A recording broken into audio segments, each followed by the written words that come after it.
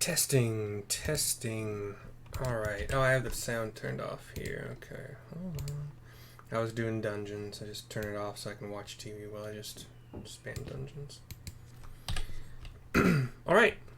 I got all of my jobs that I'm currently on to level 68, so I felt like doing some job quests. So we're talking to Sylphie here in Castrum Oriens, that's what it is. She has the problem with Padjals. Let me just write that down.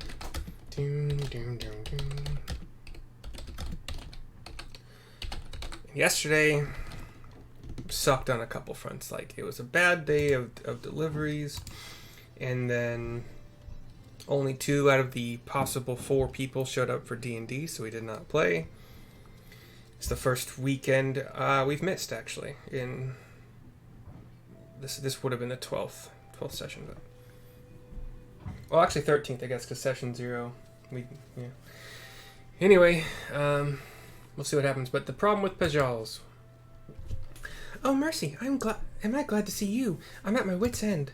Every day I've worked conjury upon Sanche, she's drinking a potent herbal elixir I delivered from Gridania, but still her condition worsens.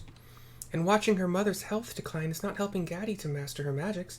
Void scent have been drawn by her untamed ether a few times now, and I've just barely managed to fight them off. I've reached my limits, to be quite honest, and I think Gaddy would benefit from your calming presence. Will you come with me back to their cabin? Of course I will, yo. Also noticed I have a couple more plus quests in this area, so I will be doing those if they have an ether current. Even if they don't have an ether current attached to them, I probably will still do them. I've gotten to the habit of doing that if they're plus quests. I don't know why, because I don't know if they've ever led to an ether current quest if they didn't start with one. My memory is not good enough. It'll be obviously in the videos, but I don't know. But I will. I'll do them. There's some funny-ish storylines, and God, one of these days I'll have to do a video line, a line of videos doing the what's that dude's name? Y'all might know who I'm talking about. You hit level 30 and I think 30, and it unlocks this quest chain where you follow like this dude and his female assistant, and he's just all about flexing and wearing tuxedos and looking good and doing good, I think, as well. But there's a big freaking wasp. Are you a little one of them? Yeah, you're special. I don't want to anger you. Please and thank you.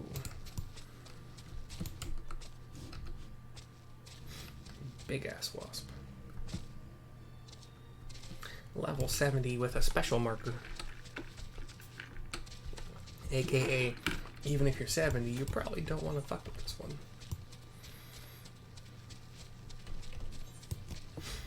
Okay, now we are in the dim world area. Isumiyan is here, so we have some backup. It's not just me and Sylphie. That's nice. Cutscene.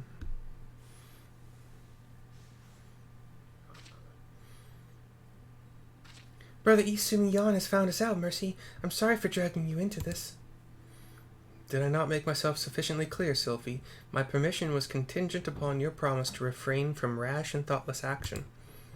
Yes, Guildmaster, and I've done my best to fulfill that promise. I swear I gave this matter a great deal of thought before deciding it was the best way for everyone. I will not doubt your sincerity, Acolyte, but imagine my surprise when I was informed of your request for an advanced elixir. No mention of such was included in your reports, and thus did I come to investigate. And now I find you concealing the presence of a Padjal. Even from a distance, the nature of Gaddy's aura was unmistakable. A Padjali child without guidance is an exceedingly dangerous thing, Sylphie. You know this. Her ether, wild and radiant, will grow even as she does, and so too shall the power of the fiends which gather to feed upon it. Should Gaddy draw the attention of a greater voidsent, the entire region would suffer from its depredations. I've seen what happens. The worst episodes are when she's overcome by fear for her mother's health. That's why I judged it safer to keep them together. Ah, Sylphie, I had almost forgotten that stubborn streak of yours, but I do recognize that responsibility for this situation falls not upon your shoulders alone. 'Twas my failing as guildmaster to have overlooked the birth of a Padjal in the first place. Will you take Gaddy back to the Stillglade Fane now? Such was my intention. I followed the whispers through the forest, yet by the time I arrived here, the house already lay empty. They may have marked my approach. You mean they're not here? Sanche shouldn't be walking around with her condition. Her heart is too weak for that kind of exertion. Then we must waste no time in tracking them down, and not only for Sanche's well-being. Gaddy's concern for her mother could consume her at any moment. Do you know where they might have gone? If they meant to avoid us, then heading north to cross the shallows of the Velodina River would be their only choice. We should hurry. I have the most ridiculous hat of the three of us. The other two don't have hats, it helps, but also, I will take a teleport, cast from Orions, because that's just way faster than running on a Chocobo.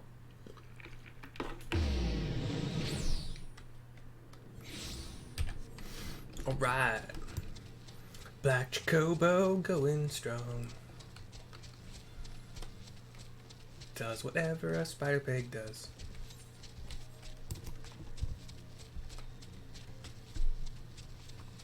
Yeah, yesterday, not a good day. Today, pretty good day. I did fairly well with Uber, and then one guy gave me a $20 tip, and because I waited 9 minutes at his house to deliver alcohol to him, and when that 8-minute timer goes up, so if you don't know, your Uber driver, your delivery driver has an 8-minute timer. When they reach your location and then send you a text or call you, the 8-minute timer starts. At the end of the 8 minutes, if you have not come out to pick your thing up, take your order, they, depending on what item it is, if it's alcohol, they're supposed to take it back to the liquor store. Why am I moving? Am I moving or is my... Oh, I'm not. Oh my god, the motion of the water made me think like, okay, that's so weird. But anyway, I waited 9 minutes because I couldn't get the timer to start for like the first minute. And then as I was driving away to go back, well, I had another order at Baskin-Robbins, but he comes out the house, so I put my car in reverse and I park along the side of the road and I call Uber support and like, hey, waited 8 minutes, this guy finally came out, I'd like to deliver the order to him. He gave me a 20 as a tip on that one, so that was nice. I'm very, very nice, and that was like my second to last order, I think, of the day. Baskin-Robbins was weird too, because they closed down 2 I-65 on-ramps, so I had to go like, if you don't know, yeah, it's a Nashville thing. All right. Let's put out a holy here.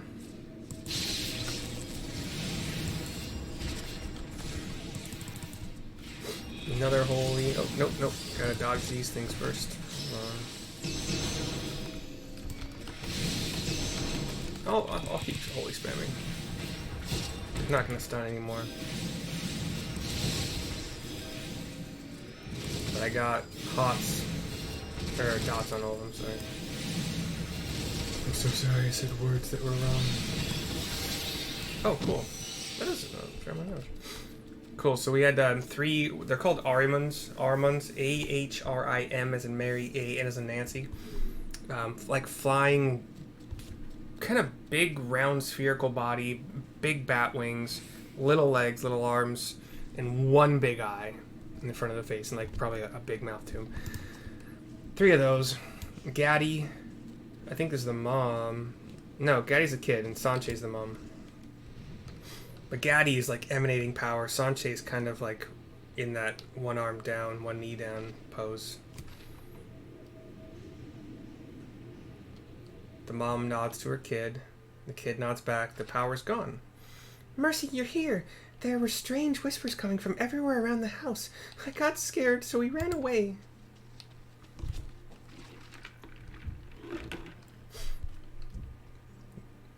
You must be Gaddy. Those whispers you heard were the voices of the elementals. You need not fear them, though it was wise to heed their warning. Your brother Isumiyan. What do you want with us? Says Sanche the mom. 'Tis clear that you are well aware of my purpose here, and I understand that you are disinclined to trust the words of a conjurer. But pray believe me when I say that neither Sylphie nor Mercy betrayed their promise to you. Simply put, Gaddy's ether has grown too strong to be concealed. I suggest we return to the house and discuss how best to resolve this quandary, a solution to which we all might agree. The mom scowls a bit. It's all right, Mama. The angry whispers are quiet now. We can go home. The mom nods. If Gaddy says it's all right, then I suppose we should go. Mama's all right. Daddy's all right. They just seem a little weird. So the motion of the water, because it's not perfect, like it's not perfect water physics, there was enough of a kind of like there was a noticeable time lapse, I guess is the best word for it, because it's really just moving particles. I'm not trying to sound smart. I'm trying to make this make the most sense. And we're talking like animated particle physics on a video game. So, graphic issues. In real life, obviously, the water is just flowing. And obviously there is some like physics when it comes to visible light bouncing off the water and reaching your eyes. So, but the human brain, I believe, processes that. I mean, the light's obviously the speed of light, so not a lot of interruption that way. But in the video game, like motion in the game used to, the very oldest games used to be like one pixel or one whatever at a time. Like if you talk about Pong, that Pong ball, for lack of a better word, was moving across the screen one frame at a time, and was doing so in such a way that it made it seem like it was just continuous motion. Whereas some other games you could play where if you press the right or left controller button, or up or down or whatever, your character would literally, instead of like moving to that space, it would just teleport to that space. So it would just be in that space next. That's kind of what I'm talking about with this water physics. Like it looks like the if you picture a line, you call it a wave basically. If you picture a line of water that is moving in tandem downstream in this video game, there was an obvious instead of there was enough obvious stuttering to it that made, for whatever reason, made me think my character was moving on its own, on her own. Anyway, back to the house. I probably sounded pretty dumb. Cutscene. From what Gaddy and her mother have told me, the girl has received no formal guidance in how to contain her ether. Gaddy's Padjali instincts allow her to suppress her aura when calm, but that will become increasingly difficult as her power grows with age. Eventually, even the briefest onslaught of emotion, a surge of anger, a whisper of fear, will be enough to shatter her control. The mom looks a little bit worried. And that's why I thought it best to teach Gaddy here at home. Unlike other Padjal, she's lived her whole life with her mother, says Sylphie. Taking her away from Sashay now would be disastrous. I know only too well the effect such a separation can have on a child. You agree with me, don't you, Mercy? Or do you think we should follow the letter of Gridania's law? Oh, I have to choose, don't I? Fuck. There are always exceptions to the rule, or we should leave the decision to Brother Isumiyan. My honest thing is just fucking take the mom and Gaddy both to Gridania. Have them live together in Gridania. And the mom can get plenty of awesome health care and, learn better the ways of the archer, because that's where the guild is for the archers and bards. Is guild the right word? I don't know. I'm going to go with Isumiyan. That's my option. Then I shall choose what is best for the 12's Wood, and in this case, I find myself siding with Sylphie. Gaddy's upbringing is an extremely rare case amongst the Padjal. It seems that it may, indeed, be the lesser risk to allow the girl to remain with her mother. Then, does this mean?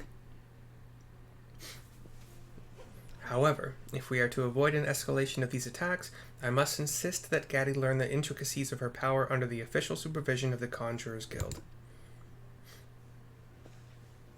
Acolyte Sylphie, I hereby assign you the duty of overseeing the Padjal Gaddy's formal education at this abode. Your status as a member of the guild should satisfy the demands of law and custom, and be sure to thank Mercy for her assistance. I would not have permitted this breach of tradition were you not accompanied by a white mage of such high standing. I won't let you down, Guildmaster, or the Conjurers Guild. Pray understand that this ruling comes with a caveat. If Gaddy does not show marked improvement within the time period I dictate, then I shall be forced to relocate her to Stillglade Fane. Thank you, Brother Isumi. This means so much to us. Gaddy, I see you are a kind child who cares deeply for her mother, that you must not lose yourself in another's life. Look within and master the magics which infuse you. Show you are capable of controlling your own destiny, and make your mother proud. I will. I'll do anything to make Mama happy, and I don't want to disappoint Sylphie or Mercy either. Very well. I will return to Gridania immediately and prepare an education manual for Sylphie. I'll see the Guildmaster on his way. If you need me, I'll be waiting outside, says Sylphie. I'm having a little bit of trouble getting Sylphie and Sanche's voices different, but I think I got it. Hey, Sylphie. I'm so glad that Sanche and Gaddy can still live together. Thank you, Mercy. Things might have gone very differently if I hadn't had you around to help. Still, we have to make sure that Gaddy learns to control her ether before too long. We can only expect so much leniency from Brother Isumi. I say we keep working away at our own studies as much as we can, and give Gaddy a good example to follow. The problem with Padjals is done at level 70. This is where I will pick up the next White Mage quest. I will see you guys next time. Bye-bye.